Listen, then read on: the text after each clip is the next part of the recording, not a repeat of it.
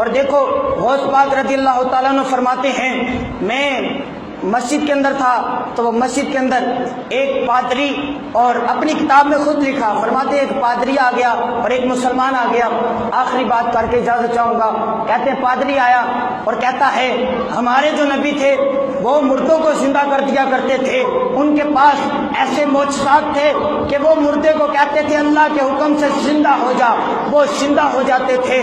تو یہ پاور تھی، یہ قوت تھی ہمارے نبی کے پاس۔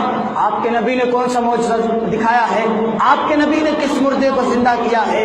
فرماتے ہیں تو میرے نبی کے بارے میں بات کرتا ہے، اگر غوث جلی تجھے مردہ زندہ کر کے دکھا دے تو پھر کیسا رہے گا؟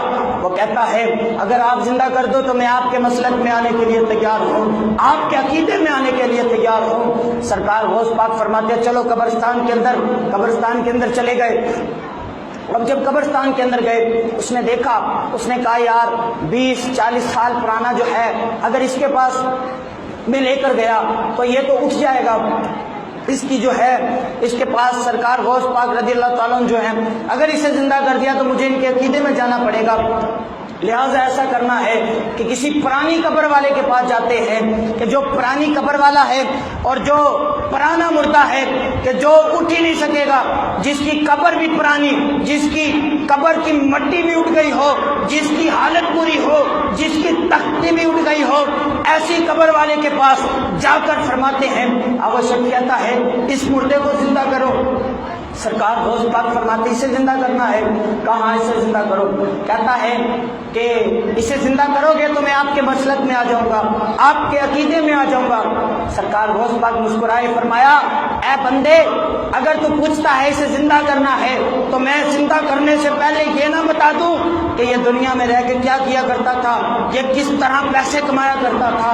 اس نے کہا بتا دو۔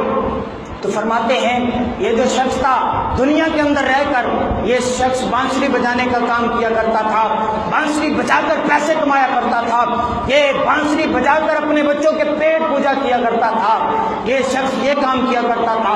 فرماتے ہیں اے تیرا نبی کہتا تھا کہ اللہ کے اذن سے زندہ ہو جا، اللہ کے حکم سے زندہ ہو جا۔ تیرا نبی کہتا تھا کہ میرا رب جو ہے کہ اس کا میں نبی ہوں، اس کے اذن سے زندہ ہو جا، اس کے حکم سے زندہ ہو جا۔ تو یہ مردہ تب زندہ ہوتا تھا۔ فرماتے ہیں اے فلاں قبر والے تو رب کے حکم سے نہیں میرے حکم سے زندہ ہو جا، خدا کی عزت اور جلالیت کی قسم ہے۔ کہتے ہیں اتنی بات کرنی تھی مردہ قبر میں سے بانسری بجاتا باہر آ گیا۔ تو یہ سرکار غوث پاک رضی اللہ تعالیٰ عنہ کا مقام ہے، تو یہ شان ہے۔ ہمارے اولیاء اللہ نے تو مردے بھی زندہ کر دیے، ہمارے اولیاء کرام نے تو ایسے ایسی کرامات، ایسے ایسے معجزات دکھا دیے جس کے بغیر دلیل دینے کی ضرورت نہیں ہے، ہمیں منہ چھپانے کی ضرورت نہیں ہے۔ منہ چھپانے کی انہیں ضرورت ہے کہ جن کا مسلک جھوٹا ہے، جن کا عقیدہ جھوٹا ہے، رب کعبہ کی قسم اہل سنت کا مسلک، اہل سنت کی شان یہ ہے کہ جو امام حسین نے کربلا کے میدان میں بتائی تھی۔ اگر ہمارا مسلک، ہماری شان دیکھنی ہے تو تمہیں بحرین کے بچوں میں بھی نظر آ جائے گی۔ دعا ہے خالق کائنات جل جلالہ سے اللہ جتنا بھی سنایا اس کے اوپر عمل پیرا ہونے کی ہمت